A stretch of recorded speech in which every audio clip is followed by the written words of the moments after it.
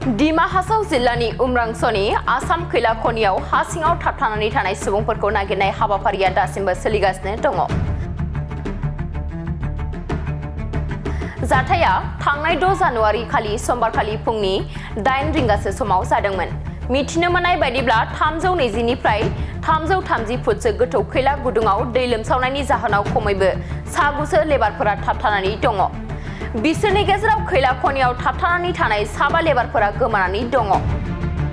भारतारि रौनिया, भारतारि दै सान्थ्रि, NDRF आरो गुबुन एजेन्सिफोरनि जथाय नागिरनाय आरो रैखाथि हाबाफारिया सोलिगासिनो दङ। दुखुनांथाव बाथ्रा दि रैखाथि हानजाफोरा दासिमाव दैबाना जानाय खैला खनिनिफ्राय 4 लेबारफोरनि गोथै सह'खौ बोखांनो हादों। मख'नो गोनांदि 8 जानुवारियाव नेपालनि गंगा बाहादुर क्षेत्र मुंनि गिबि गोथै सह'खौ बोखांनाय जादोंमोन आरो 14 जानुवारियाव 3 सुबुंनि गोथै सह'फोरखौ बोखांनाय जादोंमोन। बिसोरनि मुङा उमरांस'नि खालामाथि गामिनि लिजेन मगर, क'क्राझारनि मागेरगावनि खुसि महन राय आरो आसामनि सनितपुरनि थाइलापारानि शरद गयारी होननानै मिथिनो मोननाय जादों। कल इन्डियानि मोनसे 12 सोद्रोमानि जर'खा रैखाथि हानजाया थांनाय शुक्रबारखालि आसामनि दिमा हासावाव जाथाय जानाय जायगायाव सौहैदोंमोन आरो आसामनि उमरांस' खैला खनियाव रैखाथिनि नाजानाया गोख्रोंसिन सोलिगासिनो दङ।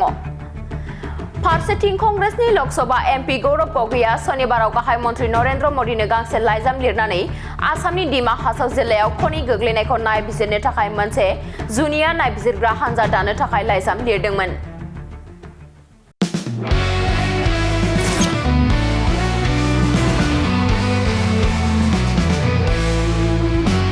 नोंथांनि जिउआव जायखिजाया खामानियावनो हेंथा नुजाथिदों नामा? गोब्राब नाजासेयावबो जिउआव जाफुंसारनायखौ मोननो हायाखै नामा? जुदि नोंथाङा बेफोर बायदि जेंनाफोरजों मोगा-मोगि जानांदोंब्ला बे खेबनिफ्राय जिंगासिनांगौ गैलिया। मुलुग दरबाराव तन्त्र मन्त्रनि थाखाय बयनिख्रुइबो मुंदांखासिन थावनियानो जादों मायां। मायांखौ सादु बिद्यानि रायजो होननानैबो मिथिनाय जायो।